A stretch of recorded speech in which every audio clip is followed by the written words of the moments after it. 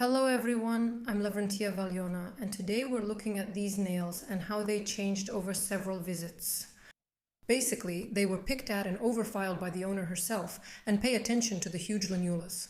This is how she came on December 25th, and this is how I treated her nails. It was during the live New Year's filing sessions. And after that, she comes back on January 13th with this result.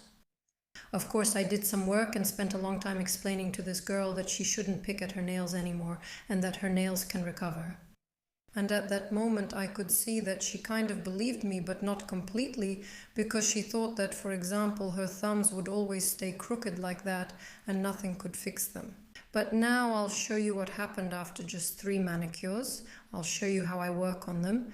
And for example, she came back for her second visit. So here we had a clear polish applied, and now I'm going to do her manicure.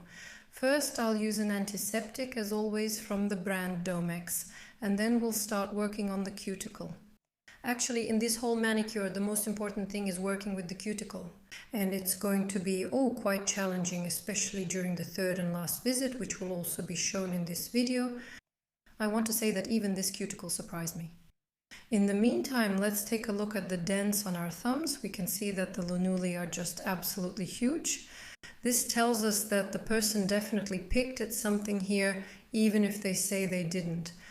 Here's a little life hack. Pay attention, for example, when you're talking to your clients who are potential pickers. Just watch how they behave in everyday life. And usually these people do things like this. They might fidget with something when they're trying to explain something to you. It's a pretty obvious sign. It's a sign of uncontrolled self-destructive behavior. That's what I call it. Correct me if there are any medical scientists here, and let's continue doing our manicure. And now I'm going to use powder. This is Manicure talc from the brand Domex. It's absolutely necessary, especially in cases when the client uses oils and creams intensively.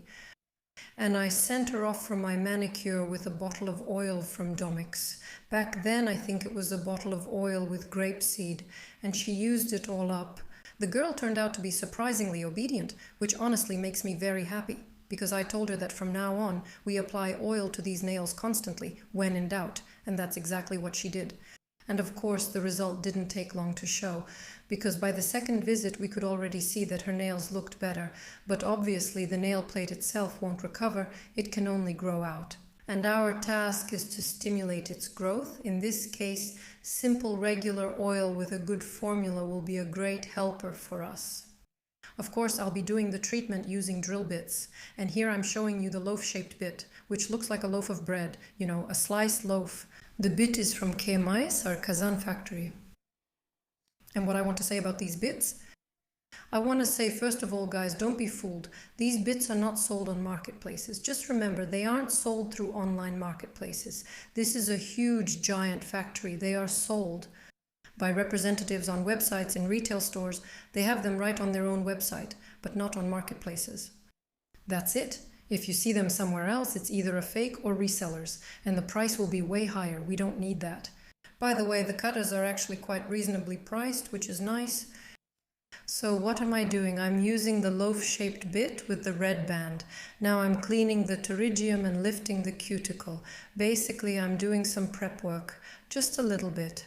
Why not a deep one? Because these nails are already at risk. For example, I'll only work on the sides of the thumb and I'll barely touch the middle. And I want to say right away that it's pretty easy to overfile nails like these, and I'll show you that. I'm not ashamed or afraid to talk about it, because when a client's nails are picked at, everything is actually different there compared to what happens with a normal healthy cuticle. But we're just starting our big and long session, so everything is still ahead. Everything will definitely turn out well. Stay until the end of the video. So what's happening here? I'm cleaning up the thumb, and my task is to not touch the middle, right in the center of the cuticle at all. Because there she picks at that area herself. And since the lunula is very exposed, it's really huge, almost half the nail, it means that the growth area there is very, very soft. I just lightly polished it with the drill, barely touching it, but I only applied pressure to the skin, never to the nails. But the problem with such nails is that when you let the cuticle grow, meaning you don't pick at it, it can become very tough. The pterygium can become tough because these nails have previously been subjected to a lot of trauma. It's important to first explain to the client what we're doing now. The manicure won't be deep, super Instagram worthy, or perfectly clean. Our goal is different.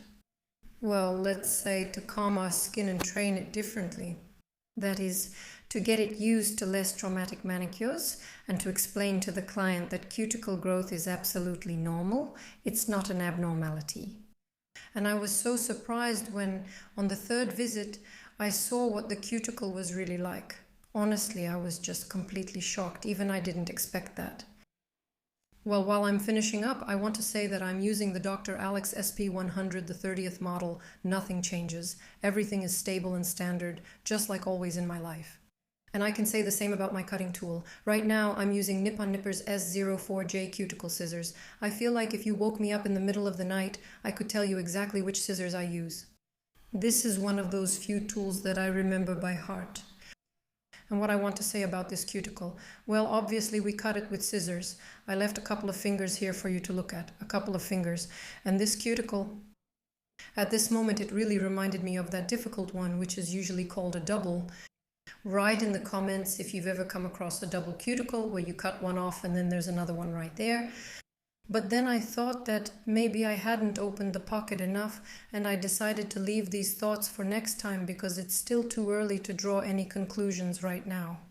But I noticed that the cuticle is actually quite thick. I mean, it's really plump, like a nice little sausage. Just take a look. Look how much I'm cutting off already on the second visit.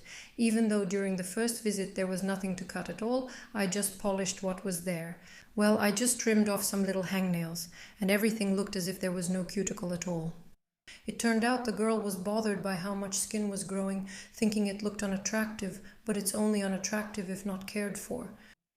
And what I especially like about this case, what makes me really proud of it, is that it's a unique moment when the client actually listened to you, when the client understood you, meaning they understood what you wanted from them. And what I always want from people like that is just one thing, for them to regularly apply oil and not do anything else to their hands. Just so you understand the level of responsibility this girl has, she even wrote to the administrators and asked them to ask me if she could file or trim her nails, because the length was bothering her.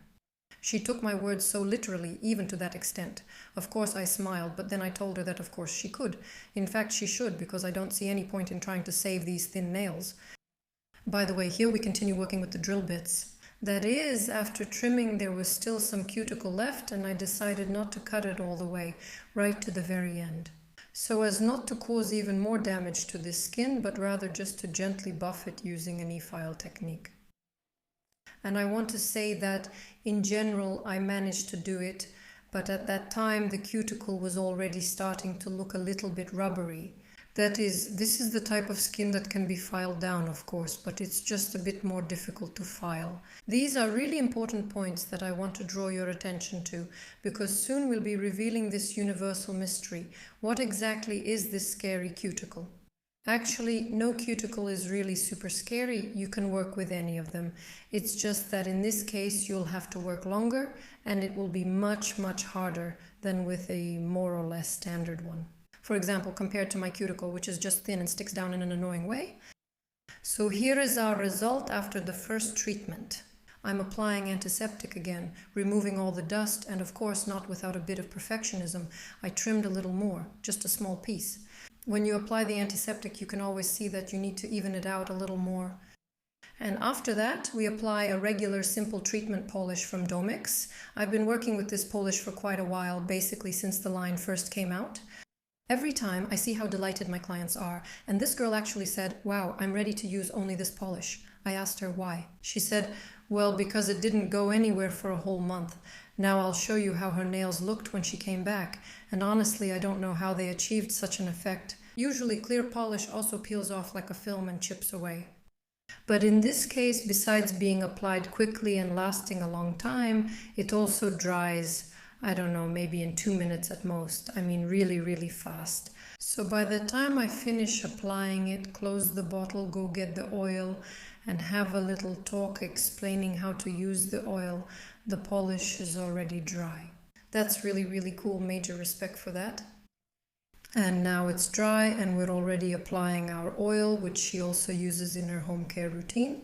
And I can definitely tell you by looking at her cuticle, she 100% uses it. She's already gone through 2 bottles. She used up 2 bottles and I gave her a 3rd one just to be sure. So she has developed a wonderful new habit. That's exactly how it should be, because destructive habits like picking, tearing, and so on should be replaced. So we settled on this result. Here I'm applying it, also showing how to rub the oil in. If there's any extra, you can just spread it farther up, and that you should keep the oil on your nightstand, for example. And after that, I send her on her way and say, we'll take a break for about, 3 weeks, maybe 4 or even 2. The most important thing is that you need to explain to the picker and the biter that they should come back only when it becomes unbearable. That is, when the cuticle starts to irritate and annoy you and you have an overwhelming urge to tear it off, snip it off with nippers or something like that. This is a very important point. You need to tell people that you are ready to see them when their nerves start acting up. Here is our result. Remember it. Take note of it. Now I'll show you how she looked when she came to me on February 8th. Here she is, February 8th, and look what she brought me. Well, first of all, we have the length of the free edge, which means she didn't pick at anything there. Secondly, look at how her nails have changed and what her cuticle looks like now. Huge, fleshy, and of course the real pride will be the thumbs, but first antiseptic. She complained a little that dirt accumulates under her nails along the sidewalls and she can't clean it out. And yes, that kind of dirt does happen. There's nothing wrong with that, let alone anything criminal, because sometimes when you're cooking something simple like beets or carrots, something like that can stain the skin. So let's see how to work with this kind of stubborn, stuck cuticle. I'll actually be using both a pusher and an orange stick. On this finger, I managed with the pusher, and I always choose the pusher because it won't tear the cuticle, it's not that sharp, and it won't leave a nick. But that's my choice. I know many people won't agree with me, but still, I choose the pusher to work around the sidewalls because this kind of cuticle will also tear. It's stretched too tightly over the nail. Look how much of it has grown here. And with this kind of skin, it's better not to use the drill bits right away. That means you need to be very careful, using many approaches and techniques. So you see how many times I have to go over the cuticle, sometimes with one side of the pusher, sometimes with the other, kind of stretching, massaging, and smoothing the cuticle a bit so it starts to move back. I chose the middle finger to work on because it was the most difficult one. The pterygium there was very tough, it just wouldn't budge at all. It was just some kind of unremovable cuticle, even though it seemed like before it was quite soft, completely different, but here's what it actually looks like. I want to say this skin will calm down and the result will differ slightly. What do? I take the nippers and make a cut first. I'll show you. Here I made a cut, but on the other finger I didn't make a cut. I'm still in favor of this type of treatment because when there's a lot of this skin, if you put the bit under the cuticle, you can either tear the skin or file into the side walls. And by the way, this will be the case on all the other fingers. As an experiment, I'll show you exactly that. So for me, this kind of approach is more convenient. So we remove the skin that we can cut off. And like I said, it's kind of double layered, so you can't even get under it with nippers. And I left these spots so you can see how difficult it is to work with. But I recommend doing this kind of preparation before working with the drill bits, just so you don't tear it later. Otherwise, nothing good will come of it. After trimming, I take the pusher again and then we apply talc and start the treatment. But while the other fingers are resting, I want to emphasize one thing. Our thumbs, the ones that had a really huge lunula, now look like this. The lunula has become smaller and we see a normal cuticle, not the one we had at the beginning. Rewind to the beginning and take a look. The nails are already starting to change significantly. And at this moment, of course, when I ask her if she sees the result, she smiles and says yes, even though she didn't believe it before. On these fingers, I start the treatment with an orange stick because the cuticle was holding onto the nails so tightly. That is, it just absolutely refused to come off or separate. That's why I use the orange stick first. By the way, here I've shown you the lunulas that were there so you can compare.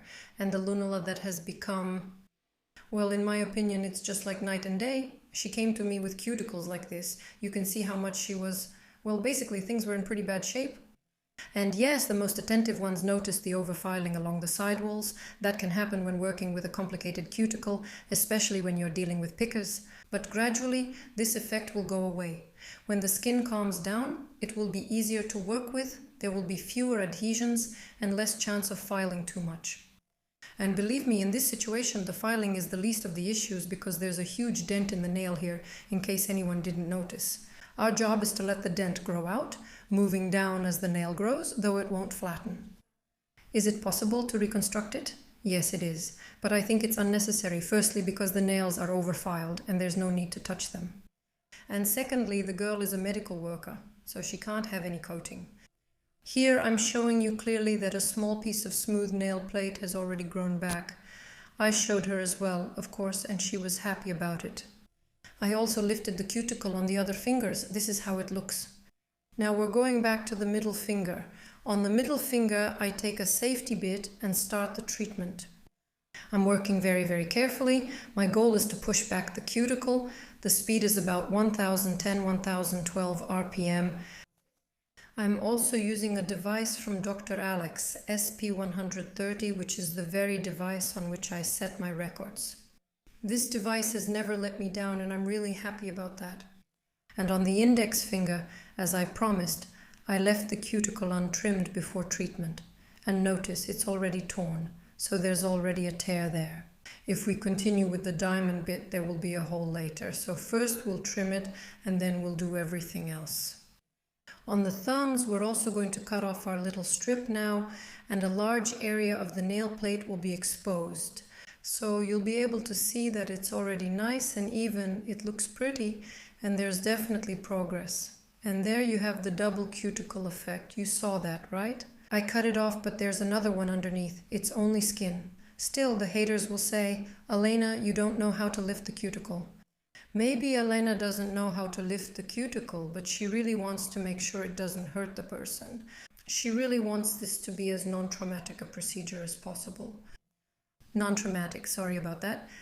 Next, we apply talcum powder, and then we'll move on to working with diamond burrs.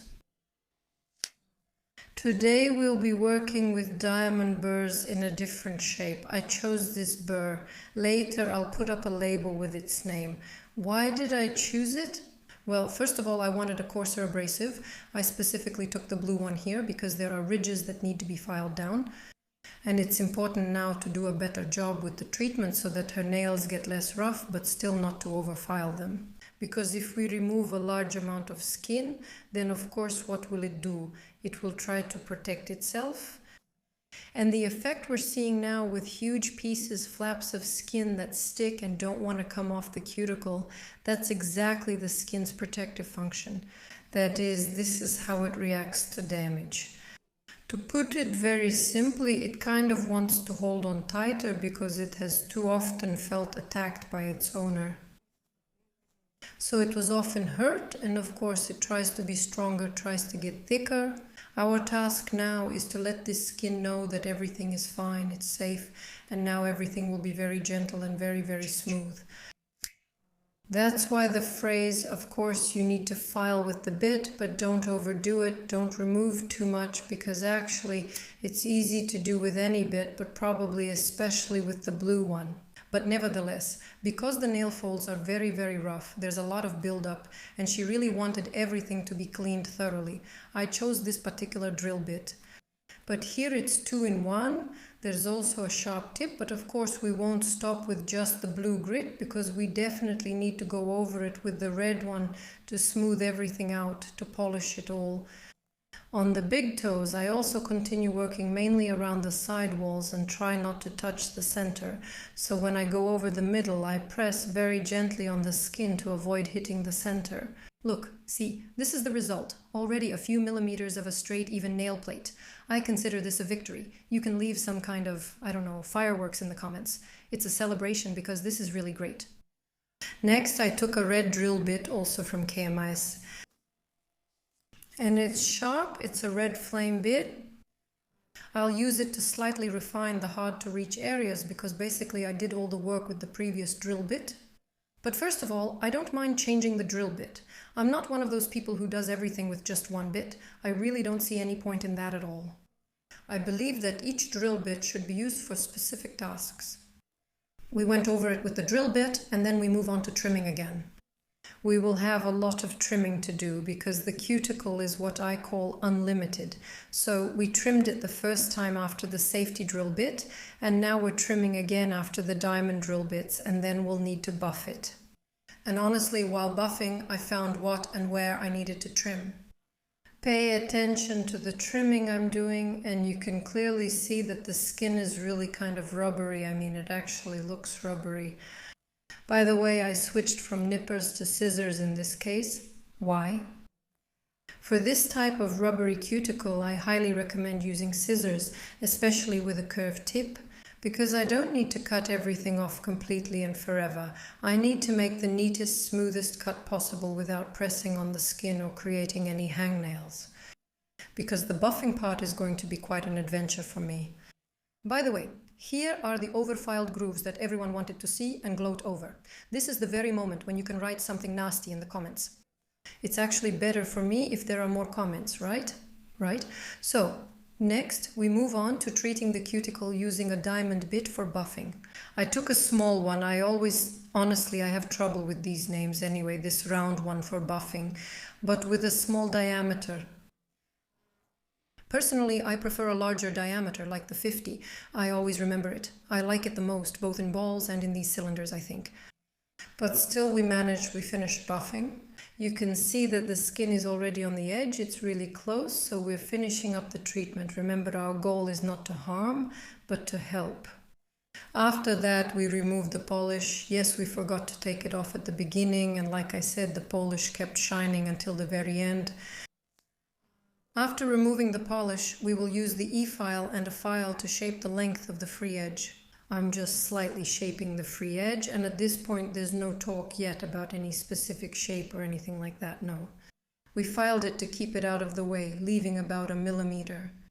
The diamond strengthener from the acetone series by Domex is back on camera again once more. But I want to say that today we're doing color today because I already applied this polish. Well, maybe we'll add some color, and of course we did apply color. If someone wants it, why not? I don't mind, especially since I love painting nails. I get these flashbacks and feelings of nostalgia because before I started doing nails professionally, I really loved painting my own nails with polish, and for me it's truly a labor of love. So we applied the clear coat, and by the time I went to get the colored polish, the clear coat was already completely dry. My colored polish is... Oh, I forgot to take it off, but my colored polish is from IQ Beauty. The color is quite tricky because it's semi-transparent, so with semi-transparent colors, we definitely need to apply them on super smooth nails.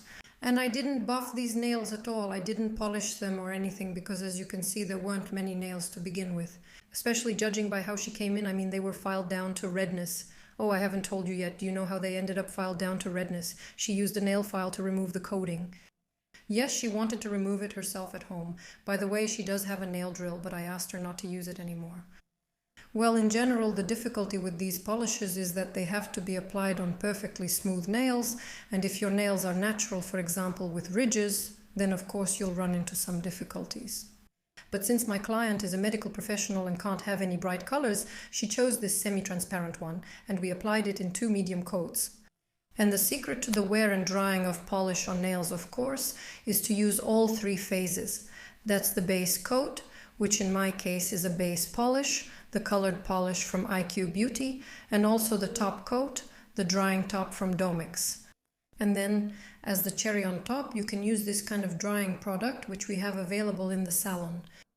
It's simply applied as drops onto the finished polish. But the most important thing is that you make sure to dry each layer of polish between coats, so you need to let it dry for a few minutes. Here we had a little accident, and now I'll show you how you can fix it. I dropped some drying oil. My nails are already kind of dry, but you know, there's still a film on top, and underneath they're still a bit wet. So, with the help of the drying oil and gentle strokes, you can easily fix this unevenness. That's all from me. Write your thoughts in the comments. Bye bye.